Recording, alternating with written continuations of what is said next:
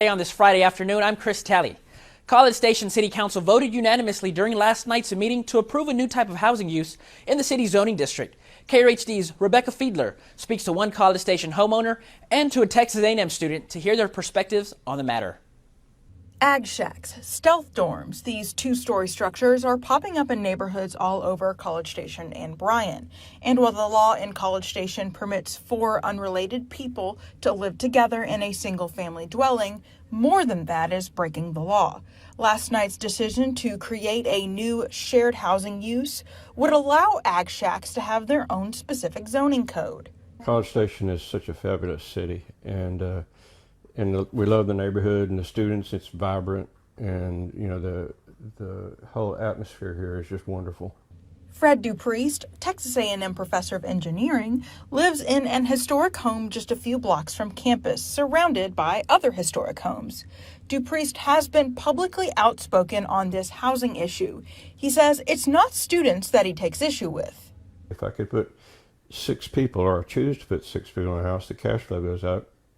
Other investors see that and they target that neighborhood or that street, and they say, I can get more money because no one's doing anything about this. Dupriest says his neighborhood's property rates have increased 650% in just 10 years. That's what ag shacks have done. They've displaced all of our lower income neighborhoods, and now they're chewing into middle income neighborhoods.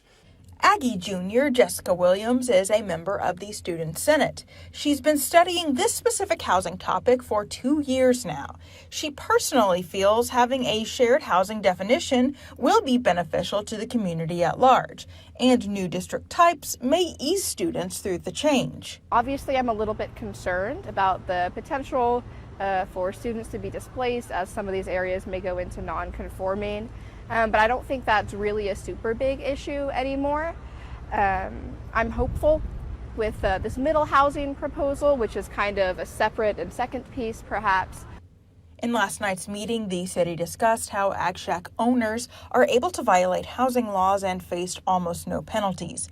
Council members expressed concern when they learned that the fine these property owners face is only $371, a penalty which Bob Brick called petty cash to a wealthy investor. Not all of the students even know they're living illegally. Some of them know it, but they have anxiety because they're either trapped in a lease or didn't know it at the time of signing. Some of them knew and signed anyways. City Council argued that as long as the fine is low, with considerable time and effort to re-prosecute offenders continually, there's not much incentive for these builders or landlords to follow the rules, even if they're given new zoning areas to build. Reporting in College Station, Rebecca Fiedler, KRHD News. Thanks, Rebecca. Let's take a look at some other decisions made at last night's council meeting. Mayor Carl Mooney presented several proclamations recognizing October as National Disability Employment Month. The council also received an update on economic development.